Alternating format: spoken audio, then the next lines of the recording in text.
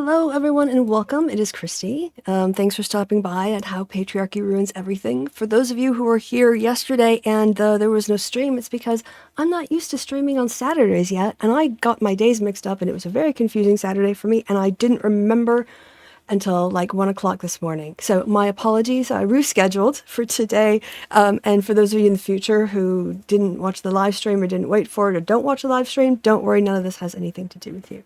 So my apologies, sincere apologies. I'll put it in a reminder in my clock from now on. But to get to today's topic, I want to start our analysis of patriarchy, not with looking at the false gender binary of men versus women. Instead, I think it's more interesting to go into what I think are the foundations of patriarchy. And this I'm envisioning is going to be a two-part kind of video. And I want to give you that roadmap of where we're going to be going in this video and the next, so you can kind of understand where the stops are along the way. So the question that I'm asking here is, why, and in particularly I'm going to be speaking to American culture and American forms of patriarchy, because one, that's the one I know the best, and two, I don't want to speak on behalf of other cultures. So we're going to use this as an exemplar, but obviously if you don't come from the States, some of these themes are going to sound very familiar, but they will have cultural variations that reflect your country's history.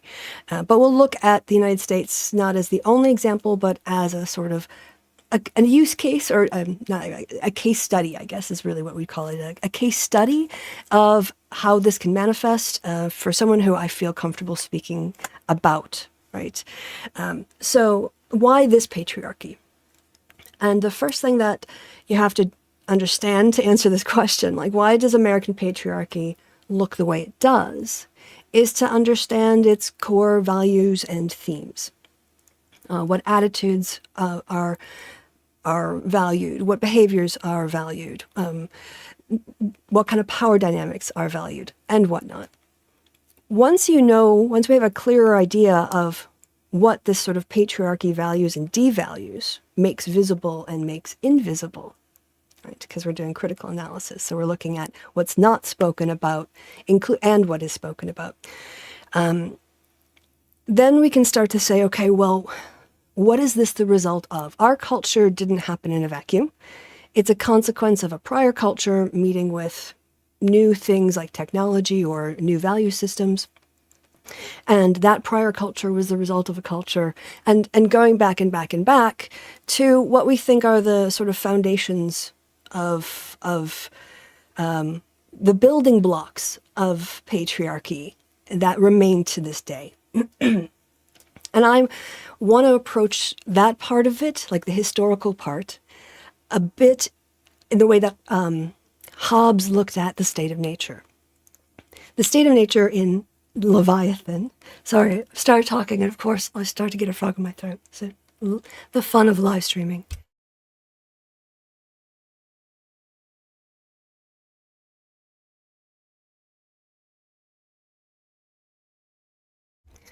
So in Leviathan, Hobbes does what's sort of like a thought experiment about organization, how a society was organized.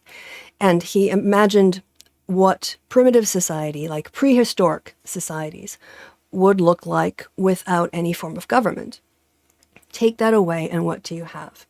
And that was where he came up with the phrase, all against all, and how life in this sort of condition would be nasty, brutish, and short.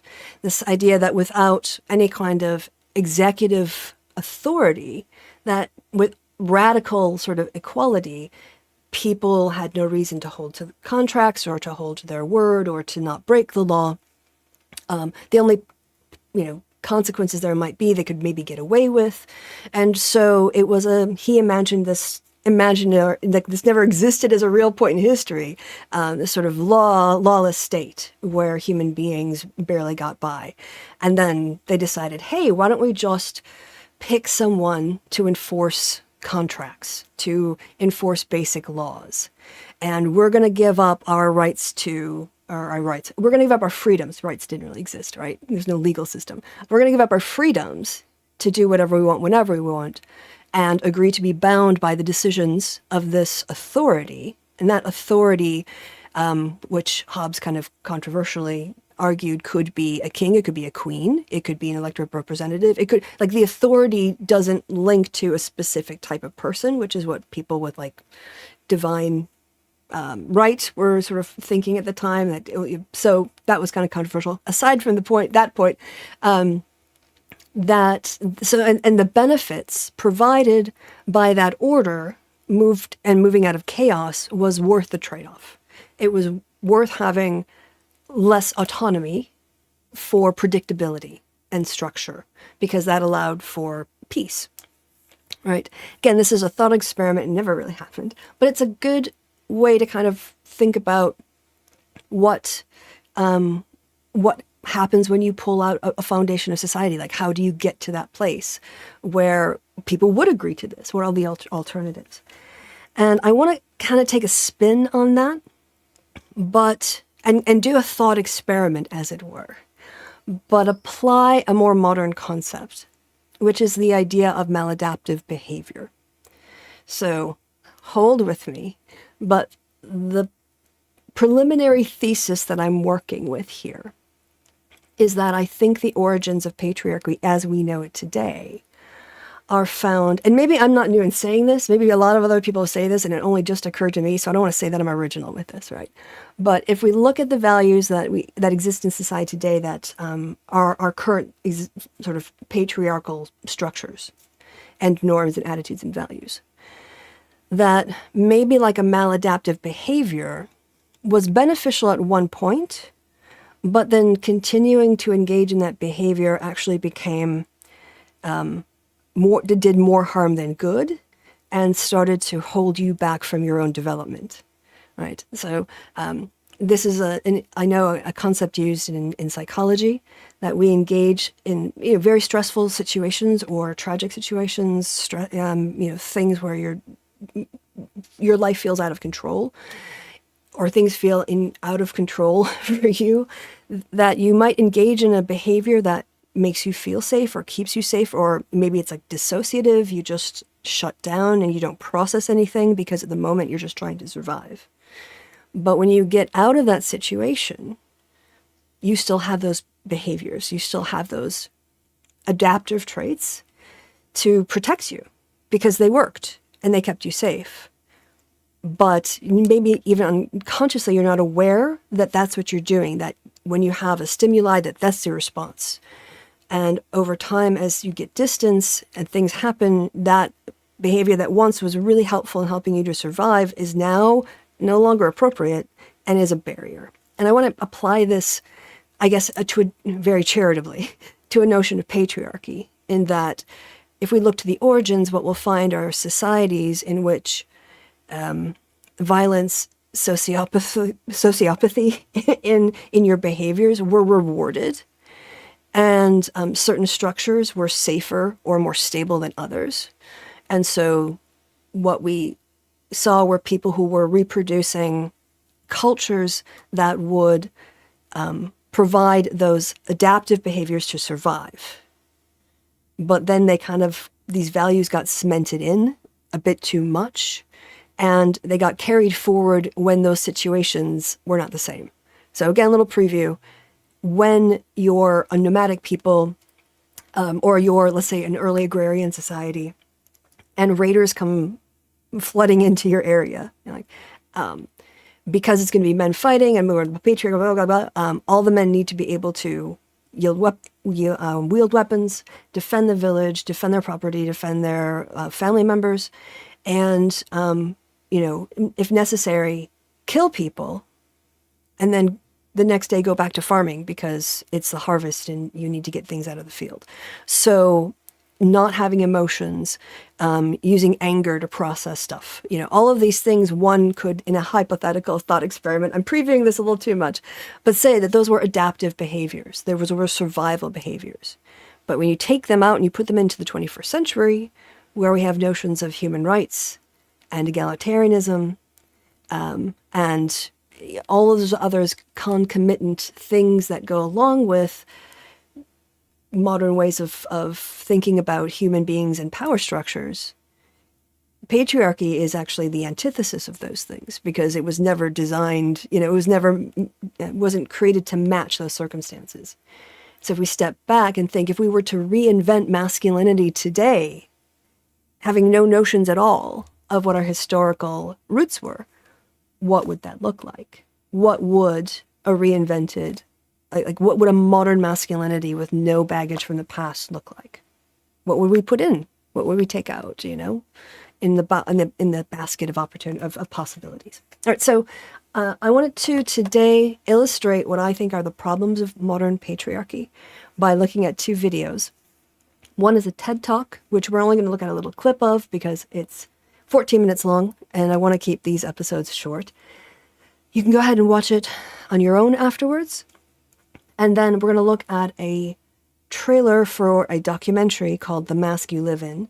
And I highly suggest you look online for a copy of this. I am not going to provide one because the only one I know of probably shouldn't be up and I don't want to bring attention to it. So I'm just going to go, yep, not going to mention that. But it is an incredibly powerful documentary looking at what I would say are the effects of toxic masculine norms that patriarchy seeks to protect as a cultural factor, and also to reproduce into the next generation. And then we're going to wrap that up. And next week, the plan is to then look at the historical roots and some of these characteristics that we're going to identify today, and what sort of what genealogy, could one say, they have. We won't go whole genealogy, but what were the roots? What could plausibly be the roots in a thought experiment? All right. Now this time I've organized all of the equipment ahead of time, except I haven't turned the audio. So getting better at these things. It's all coming back to me after a few sessions. Well, I haven't switched the screen yet. There we go. All right. So desktop audio, my audio, the screen is right. I think we're good to go. We're going to jump into the middle because, like I said, it's quite long and there's a whole setup that wasn't relevant and snappy. So it might come in mid-sentence. Be patient. To the political and mainstream consciousness. I want to take my redefined phrase and have sports move that out. Turning it up. So what is the phrase? I want to say it's the three scariest words that every man receives in his lifetime. And the phrase is to be a man. And I'd ask every man listening to this, you think about the context when you were young and someone told you to be a man. It was almost always in the context of stop acting that way. Stop with the tears, stop with the emotions. Don't be some kind of mama's boy, some kind of sissy. Be a man. And what young boys are taught at a very early age, that in order to be a man, they've got to separate their hearts from their heads. Boys are taught that they have emotions, to show them, to share them, to emote them. Somehow those things are considered signs of masculine failure. So we have this massive repression of the very thing that makes us human, makes us contributors in this world. So let me show you what the socialization process looks like in America. 5, 6, 7 years old, every boy is given that mandate. Then this enculturation process gives every boy 3 fundamental lies about what it means to be a man. The same lies that were fed to me when I was a boy are being fed to boys today. And the first lie is this, and I think every boy in America learns this by the time they're 7, 8, 9 years old. They learn this on ball fields and playgrounds and during recess all over their community. That is, as a culture, we associate masculinity with athletic ability or size or strength or some kind of skill set that allows you to compete on that playground and win. So what happens for those boys that have athletic interests and abilities that can catch the down and out, hit the hanging curve, those boys are elevated on that playground. They're given a little more value, a little more worth. They're even ascribed a little more masculinity. And what I want to say, that is an absolute lie. Being a man doesn't have a single thing to do with athletic ability, size, strength, and the capacity to compete and win. Second lie every boy in America learns today by the time they're in junior high school, and that is we associate masculinity with issues of sexual conquest. What's it mean to be a man? It means you can bring some young girl alongside of yourself and then use her. Use her to either gratify some kind of physical need or use her to validate some kind of masculine insecurity. That certainly doesn't make you a man. That makes you a user of other human beings. Then later on, you get the third line in this culture, and that is we associate masculinity with issues of economic success, as though you can measure what a man is based on his job title, his position, power, or the amount of possessions someone has accumulated. That, too, is a fundamental lie. The problem is we live in a society where all kinds of men associate their self-worth with their net worth. Now, I could take those three lies and tie them into just about every psychosocial problem we have in this country. And I don't care whether it's girls with babies, boys with guns, immorality in boardrooms, or the beat-down women take in America. These three lies are embedded in almost every advertisement that's connected to sports that's directed at men. We've got to figure out how do you redefine, reframe this term of what it means to be a man. So once you're given those socialization process, every boy's given the mandate, that then produces a thing called alexithymia. All right, so I'm going to pause there just because it was there was a lot presented there. And I really love this talk, and I probably watch it every year, or at least, because it just there's so many good things in here that I think you could just sit and talk about that section for a half an hour. But when I was talking about those those foundational attitudes, or approaches or values of patriarchy as it exists today and how this links back to the past, I mean, very much I was thinking of this cluster set. Now, to be more academic about this, I think that if you were to read others, they might have different names or different categories for similar things. But I think that at the end of the day, the physical, the sexual, and the economic are a really good little, if reduced battery, it would say social science terms. If you have a questionnaire and you have 15 questions, you can't ask that on a social survey. So you have to drop it down to an essential. And I think that those three are very good essential ones. When we look at the culture around us and we think a little bit and reflect how each of those is reflected in elements of different elements of patriarchal institutions, for instance, or patriarchal circles, as it were. And he's going to now talk about some of the follow-on problems, which isn't directly related, but it is good, so we're going to watch it a little bit. But then I want to get to the Masculinity trailer. Alexithymia is a mental health designation. It's a Latin word. Means without, lex means words, thymia is emotions and feelings. It's an inability to put your emotions and feelings into words. The American Psychological Association would say 80% of American men suffer from some form of alexithymia. Where does it come from? It comes from the fact that when we were 5, 6 years old, we were told to stop with the emotions, stop with the feelings, never given permission to emote, to develop a vocabulary, to even name our feelings as well. And this is where most of the social problems begin. Because if you don't understand your own feelings, your own emotions, you'll never understand the feelings of emotions of another human being. Self-understanding is critical to understanding. This creates an empathy deficit disorder, an inability to understand what other people are feeling and what causes those feelings. This is the precursor for bullying, for hazing, for dating abuse, gender violence, for violence all over America. So this then creates kind of you have the socialization, the mandate, you have the alexithymia, and then that creates kind of a covert masculine depression.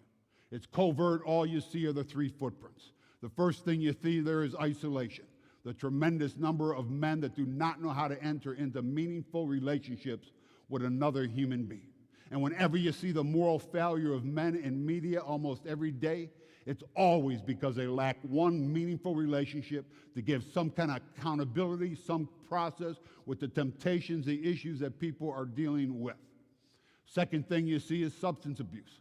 I don't think there's anything more painful than feeling like you don't quite measure up as a man.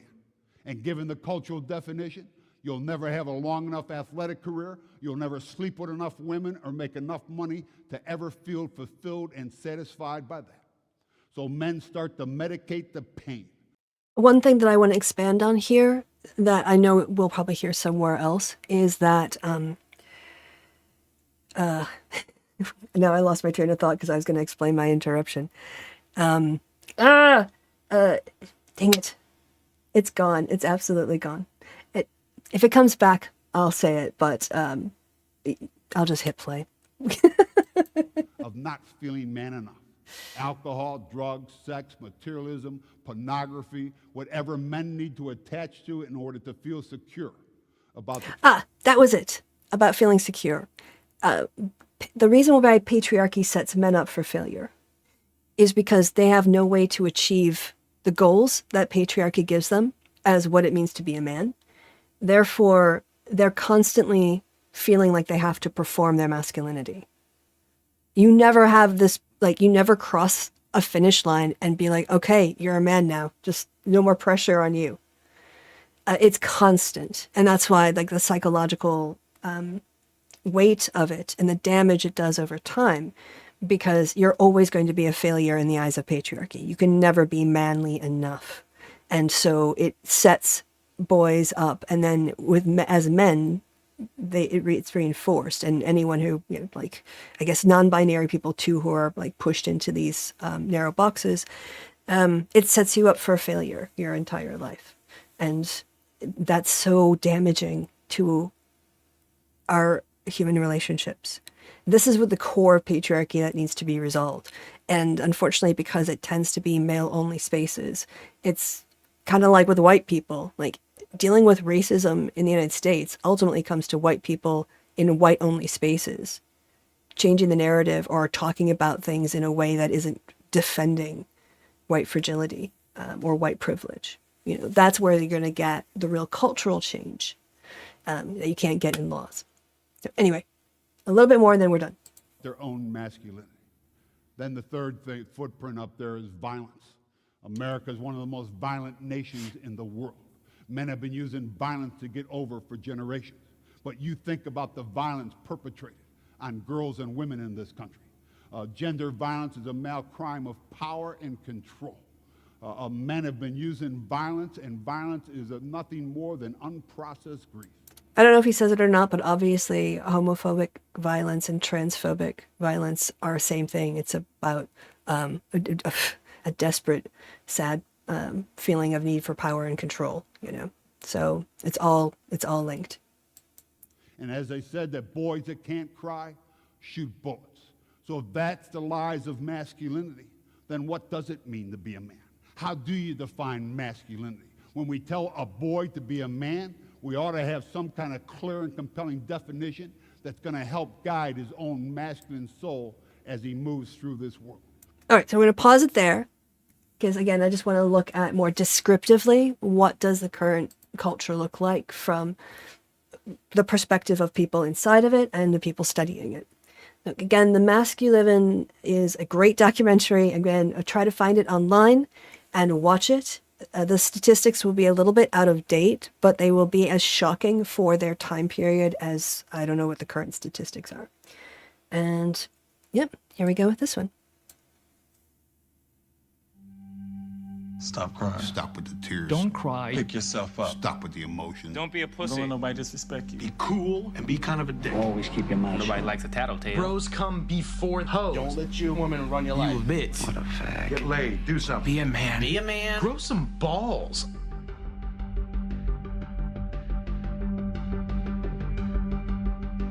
The three most destructive words that every man receives when he's a boy is when he's told to be a man.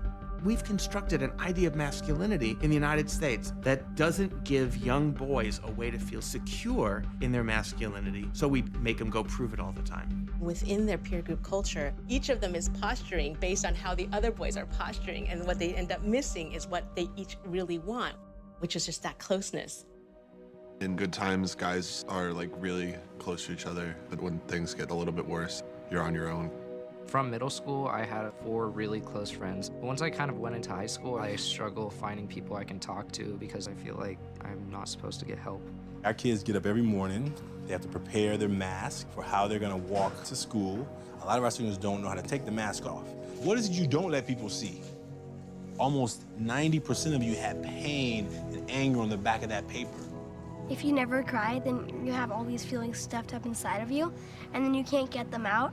They really buy into a culture that doesn't value what we've feminized. If we're in a culture that doesn't value caring, doesn't value relationships, doesn't value empathy, you are going to have boys and girls, men and women go crazy. I had anger issues in high school. I felt like an outcast. I've been suspended at least once every year I was here. We would just look for trouble and just like try to fight. Boys are more likely to act out. They're more likely to become aggressive. Most people miss that as depression or see it as a conduct disorder or just a bad kid. I felt like just giving up on life. You know, I actually had suicide thoughts in my head at 6th grade. I felt alone for a long time, and I actually thought about killing myself. Whether it's homicidal violence or suicidal violence, people resort to such desperate behavior only when they are feeling shamed and humiliated or feel they would be if they didn't prove that they were real men. If you're told from day one, don't let nobody disrespect you, and this is the way you handle it as a man, respect is linked to violence. If I can man up, why step down from that, you feel me? It's like instinct. So man up. Man up. Man up. Man up. Hold some fucking balls. Act like a man. Be a man. Be a man. For my kids, I was going to end this hyper-masculine narrative here.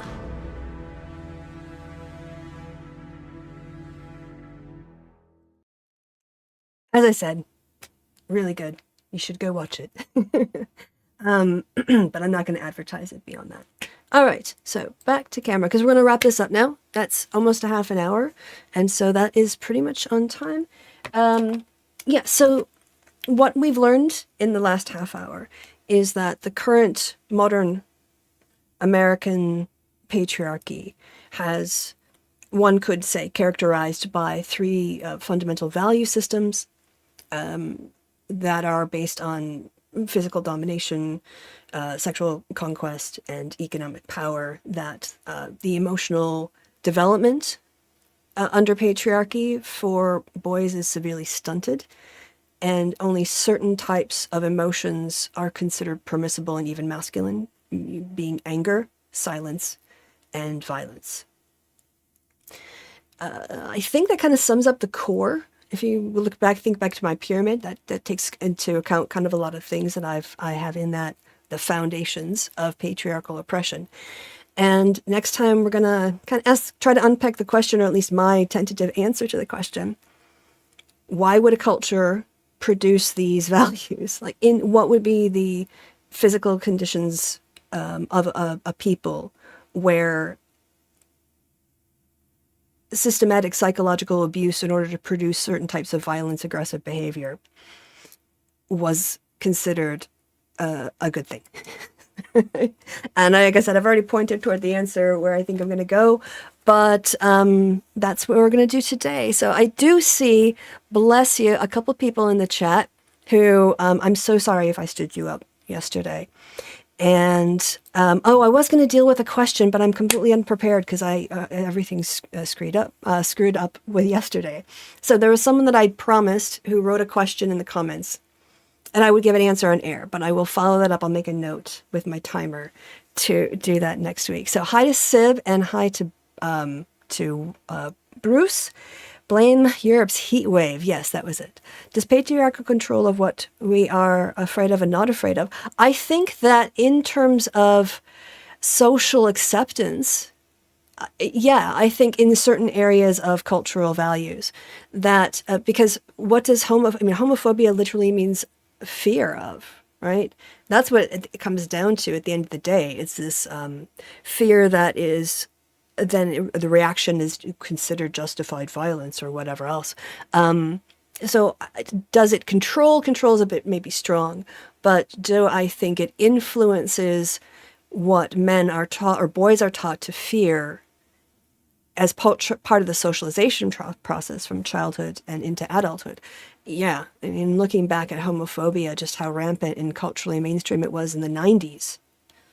Like, it's really painful to watch Bill and Ted's Excellent Adventure. It's really painful to watch a lot of things from the 90s. And we thought we were so progressive at the time.